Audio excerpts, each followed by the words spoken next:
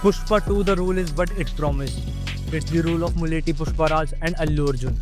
मैं कोई John Wick Interstellar नहीं देखने गया था, मैं पुष्पा देखने गया था और मैं पुष्पा ही देख कर आ रहा हूँ, सिंपल एज दैट। ये एक spoiler free short and straightforward review होने वाला है जो तुम्हें क्लियरली बता देगा कि पुष्पा 2 द रूल क्या है। वीडियो में थोड़ा आगे एक सब स्पॉइलर सेशन भी होगा जिसमें मैं मूवी की कमियों के बारे में थोड़ी बात करूँगा, एंड वो उनके लिए होगा जिन्होंने मूवी देख ली है। जिसने नहीं देखी उसका मैं थोड़ा भी एक्सपीरियंस ख़राब नहीं करूँगा। ब्लैंक माइंड के साथ मूवी देखने जाओ, एंड तुम्हें अच्छी लगती है तो भी ठीक है, नहीं लगती है तो भी ठीक है। अब ये क्वेश्चन तो रेज ही नहीं होता कि तुम्हें पुष्पा 2 द रूल देखनी चाहिए या नहीं, क्योंकि ऑब्वियसली जिसने पुष्पा द राइज देखी है उसमें से मोस्टली सब पुष्पा 2 देखने जाएंगे ही जाएंगे। बट जो क्वेश्चन रेज होता है वो ये है कि क्या पुष्पा 2 द रूल अपने पहले पार्ट पुष्पा द राइज को सरपास कर पाती है या नहीं, या फिर जो उसने पुष्पा पार्ट 1 में प्रॉमिस करा था वो डिलीवर कर पाती है या नहीं। So as the name already told us, यहाँ हमें मुल्लेटी पुष्पराज का आउट एंड आउट रूल देखने के लिए मिला है, लाइक अ अनशेकेबल किंग जिसे कोई भी फोर्स ब्रेक नहीं कर सकती, और मूवी अपने टाइटल को कम्प्लीटली जस्टिफाई करती है। पुष्पा फायर नहीं वाइल्ड फायर ही दिखाया, मतलब जिस पोजीशन पर अब वो आ गया है उस पोजीशन पर उसे अपने अंदर के जो कैरेक्टरिस्टिक्स को अपग्रेड करना था उसने कर लिए।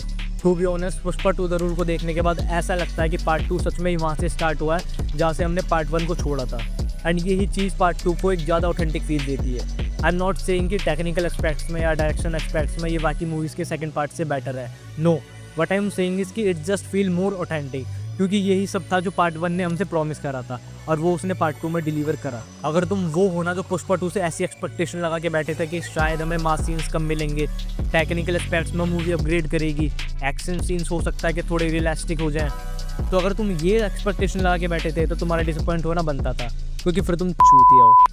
मूवी ने कभी ये सब देने की प्रॉमिस ही नहीं करी, बल्कि मूवी अपने कंधे ऊंचे करके अपने आप को एम्ब्रेस करती है। मूवी के अगर प्लस पॉइंट की बात करें तो वो सबसे पहला और सबसे बड़ा पॉइंट खुद अल्लू अर्जुन है, और मैं इसलिए नहीं कह रहा कि मैं कोई फ़ैन हूँ, मैं किसी का फ़ैन वैन नहीं हूँ, बट जो स्वैग अल्लू अर्जुन का है आई थिंक मैं इजीली कह सकता हूँ कि not just in Indian cinema but it's so different and unique we compare to any actor from the world. It's just very different, मतलब एक छोटी से छोटी चीज़ में भी अपना इंप्रेशन ऐसा छोड़ देता है ना वो बंदा, you just can't take your eyes off. The BGM was good, not perfect in some scenes, but वो इग्नोर ईजिली हो सकती है। बाकी इसके बारे में हम आगे सब स्पॉइलर वाले सेक्शन में भी बात करेंगे। सो अगर तुमने मूवी नहीं देखी है अभी तक, देन जितना मैंने बताया उतना ही सुनो और जाओ पहले मूवी देखाओ। किसी चीज़ की गारंटी हो या ना हो, पर इस चीज़ की गारंटी है कि तुम्हें एंटरटेनमेंट पक्का मिलेगा। Only if you like this genre, जैसे इस टाइप के जॉनरा के लिए मेरे पास एक अलग जगह है। मैं बिना कुछ सोचा एंटरटेन होने गया था, वो मैं हुआ, तो वो काफ़ी स्पेसिफिक चीज़ है, पर्सन टू पर्सन डिपेंड करती है। अब आते हैं हम सब स्पॉइलर सेक्शन में, जहाँ बस हम कुछ लूप होल्स और मूवी के नेगेटिव पॉइंट्स डिस्कस करेंगे, बट ज़्यादा डिटेल में बात उन पे जो पुष्पा पे सेकंड वीडियो आएगी उसमें होगी। देखो मूवी परफेक्ट ऑब्वियसली नहीं थी, अगर हम इसको एक बस मास एंटरटेनर की तरह भी देखें तब भी। Some people will feel fatigued while watching this movie. इससे मेरा ये मतलब नहीं है कि मूवी कहीं बहुत ज़्यादा बोर कर देती है या लेंथ मूवी की काफ़ी ज़्यादा फील होने लग जाती है, बट मूवी में पूरे 3.5 आवर कुछ ना कुछ होता ही रहता है। मूवी कहीं हमें ब्रेक लेने नहीं देती, तो शायद हो सकता है कि कहीं बीच में किसी को फटीग फील हो, like you have been in a long ride. उसके बाद तुमने ये बीजीएम तो सुनी ही होगी।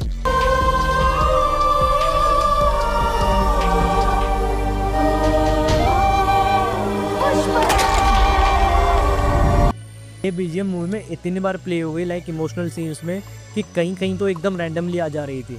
फिर शायद किसी को थोड़ा अनयूजुअल लग सकता है वो काली माँ वाला पूरा scene, the way this movie has represented our culture is phenomenal.